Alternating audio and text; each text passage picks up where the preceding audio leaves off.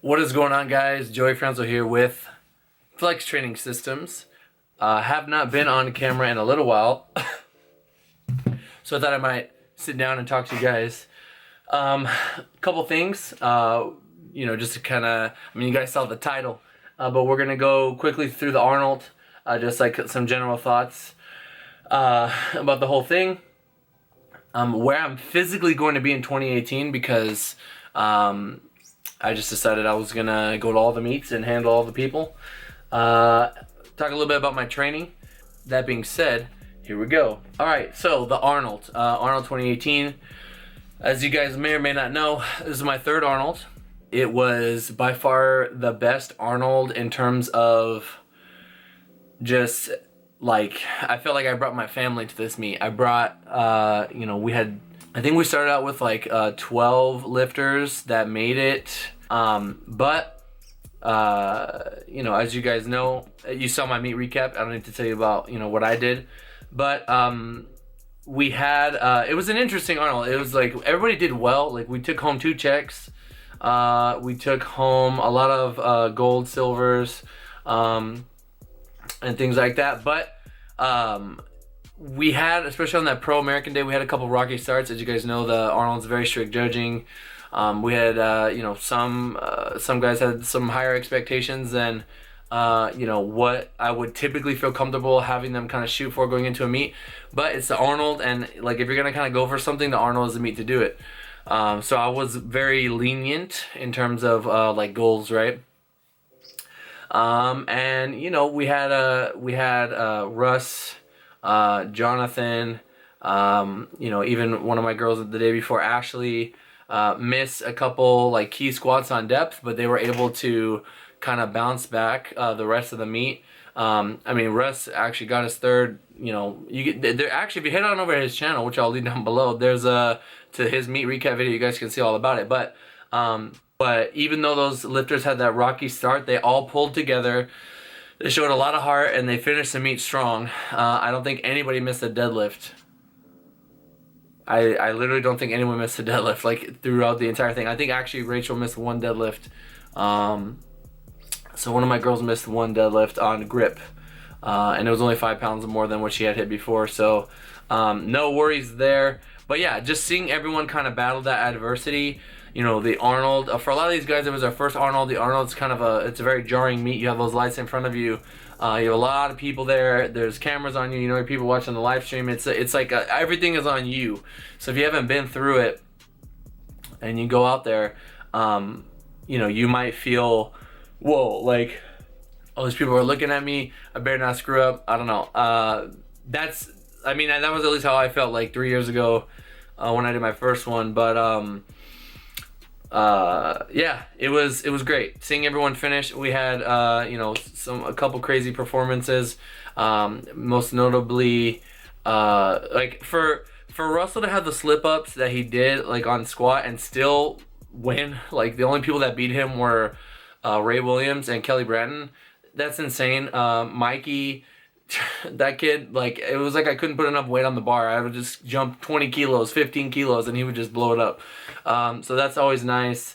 Same thing with Jonathan coming into deadlifts. He just, we weren't really too sure where his third was going to be, and for him to pull at 700, that was really, really awesome for him to get that. Tina pulled 396. She was like really pissed off she didn't get 402, and I'm just like, we got to be safe. I've been like slowly inching her deadlift up like 5 pounds every meet, so we just want to make sure that we keep that progression going, and this is gonna make it easy. The day that she does it, it'll be very easy, and it'll just be like her new baseline. So really happy with how the team did, although I was like mildly annoyed that we missed as many as we did on squat. But that's what training squat, that's what off season's for. We're gonna hammer those pause squats, hammer those tempo squats, ton of squatting, and just make sure that we are super sharp. We already got people talking about nationals. We got to make sure we're putting ourselves in a position to be successful then. To do that, it starts now. So very awesome Arnold. We had a lot of guys there that came just to support on the team, so that was really, really awesome. I loved seeing that. Freaking, you guys know I train at Zoo Culture. Bradley Martin was in the same hotel as me, so it was like everyone it was like everyone was there. It was like I brought everyone. It was like, you know, when you go to these things, it's always nice to have, you know, your community around you, to have your people around you. So that was awesome. Awesome experience. I encourage anyone that hasn't done the Arnold to work towards doing that competition, because it is an awesome meet to do. Alrighty. So for 2018, where am I gonna be? We have a local. So my girlfriend Tina, if you guys may or may not know, she's running her own meet here at my very own local gym that I've been going to for years. Not Zoo, but a different one called CrossFit Fat. Well, it's actually called Athletics now. So I'm really, really proud of her that she's putting on this meet. I think we're trying to make it small, only like 42 people. So we're gonna have 3 flights of 12 people. It'll be like a nice little practice for her. You know, we have the resources to run bigger meets, 2 platform meets.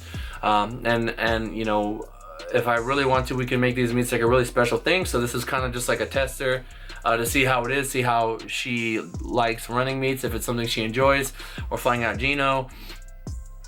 We have you know, I have a couple people competing at that one. Even a guy who's very, very strong, who's competed there years ago. His name's Joe Hardy. I'm really excited to see what he puts up. 2 weeks after that, we have another meet. I'm gonna forget like the names of all these meets, but I think it's like our state meet or a regional meet or something like that. But it's 2 weeks after. Tina's actually competing at that meet because she wants to compete in the higher weight class. This way for nationals. She will strategically, we'll have the option to change weight classes if it's gonna help us with placing, but we'll see. It's just good to have those options. As you know, for nationals, you have to have the qualifying total, you know, in the other class to be able to move into it. I believe if you're moving up, the lower weight class would qualify. But I also have Big Jonathan White competing. You guys have seen his coach's corner on here. We're shooting for something close to 1900. That's gonna be awesome to see. A couple other local guys and girls competing at that one 2 weeks after. So we have March 31st. I'll be at a local meet here, you know, here in the Valley. 2 weeks later, you know, I think I'm gonna San Diego-ish, somewhere in that direction, Rancho Cucamonga-ish, somewhere in there. We have that meet. Then you guys know, although I will not physically be there, John Hack is competing at the US Open. So that's gonna be really interesting to see. I just gave him his next block. You know, I'm not gonna be there, but I'm gonna watch the entire thing, and I'm gonna try to just, you know, give as much feedback as I can. I'll be the guy at the desk. You know what I mean? While Spider-Man is out there, even though John is Captain America, we're just gonna use Spider-Man for this, because in the movie Spider-Man, there's the fat dude. I'm not saying I'm the fat dude. I'm just saying, you know, I'm the guy at the desk, and then giving them the, you know, the attempts and the calls and the saying the drink the water. You know what I mean? You guys know what I mean, right? So that'll be fun. And then after that, May, June, we have IPF Worlds. Now for this IPF Worlds, this time they're making everything super legit. So like, I'm gonna be down on paper. I had to fill out paperwork. I had to take these 2 separate tests just to kind of make sure that I understand. You know, it's just, one of them is just like code of conduct, and the other one is like a drug test thing. You know, just so you understand, so I can better inform my athletes, etc., etc.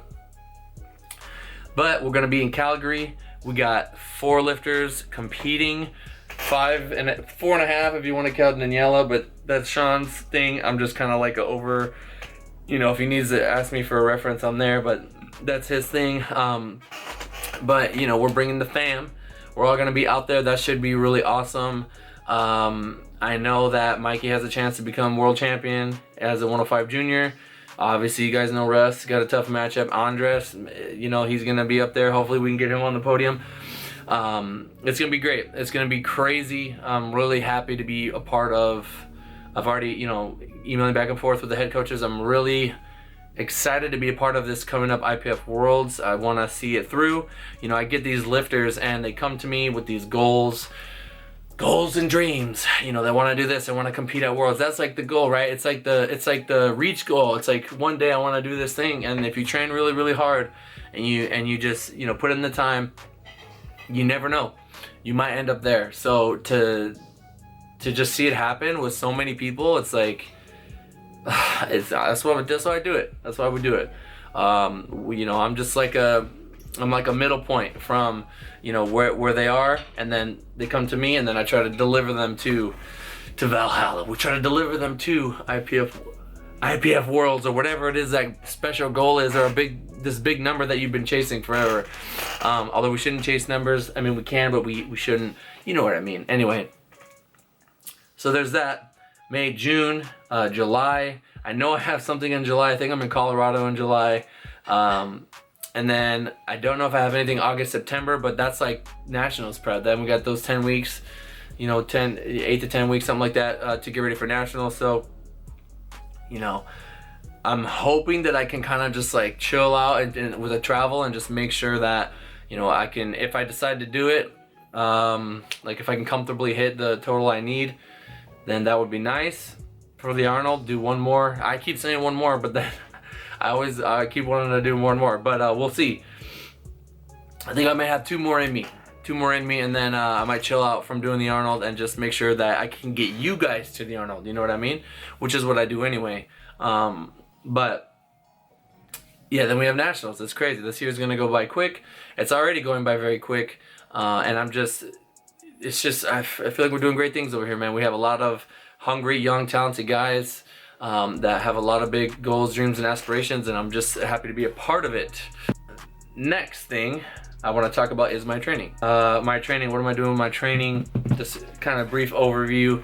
So we finished the Arnold, and you know, typically after meets I gain some, well, especially at this Arnold, I gained a little bit of weight. I'm probably back down to like 237 now, just because it was my birthday. I wanted to enjoy myself. I didn't really want to worry about tracking or anything. I actually feel really good. I feel strong. I didn't put it in my last video, but I did hurt my back a little bit on my third squat. It was actually pretty bad, and then it like got worse and worse. After the Arnold, that was the most fucked up I had been after a meet in a long time. But I'm good now. Like I knew that my pec was muscular, so that would heal. And my back is, you know, starting to feel way better. So once I'm in the groove of training, I'm thinking I might, if I can mess with 650 soon, you know, kind of get my strength back on squat and bench. I'm gonna start dieting, just to get back down under like get into 220s, and then kind of, once I do that, I'll have, you know, the rest of the year to kind of like eat my way back up to around 235-ish, and then, you know, compete. That's the way I like to do it. I think it's also putting me in a better position to, when I eventually decide to pull the trigger and go down to 93, which I do want to do one day if my body lets me, if I can stay healthy through the process. I'll definitely want to do that, but this is a very, like, you know, it's penciled in, but we'll see what happens. I know that when I diet down, I start to have knee and pec problems, and I definitely want to stay clear of any of that going on. So I probably would have to remain heavy and do a big cut, just because I need that extra weight on me to stay durable. But yeah, so I'm gonna make some gains, a little bit of gains back from the meet, and then I'm gonna diet down maybe for like 8 weeks, 10 weeks, something like that. And then just start, you know, just bring my food right back up to where I was before the diet, and then just train for gains, train for progress. So, you know, that's my plan. I'm probably not gonna compete till nationals or just before. If I really want to push myself, it'd be right before. Who knows? I might do that and then do the nationals just to get a qualifying total. We will see for the Arnold. We'll see. But yeah, that's pretty much what's going on with me. Last thing I wanted to talk to you guys about was I don't know what it is about this theme.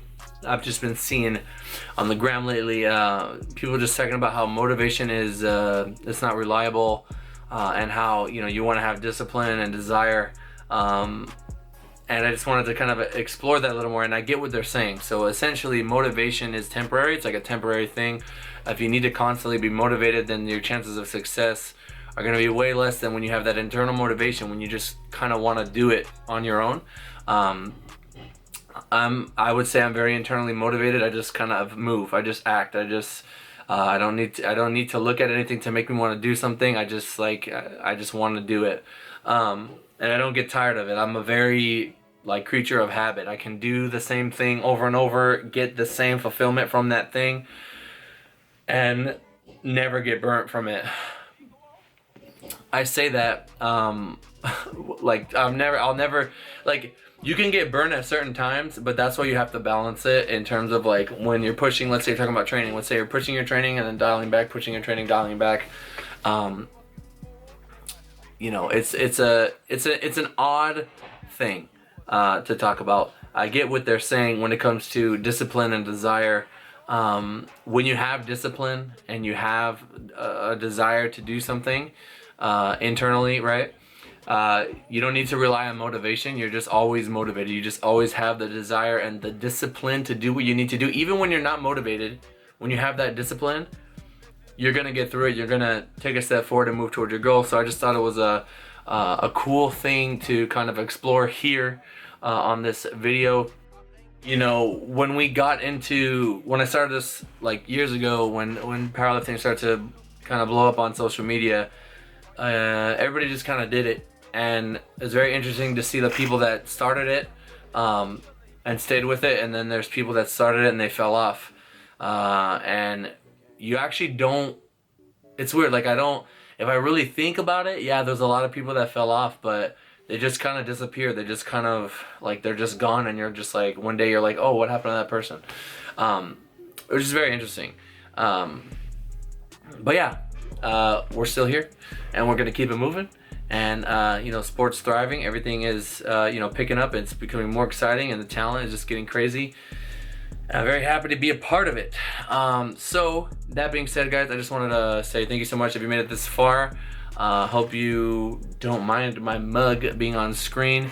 I oddly, you know, my other videos where it's just audio, they tend to get, you know, they tend to do better in general, but I think that's because I'm not worrying about being on the camera, and I'm just like kind of really in my thoughts.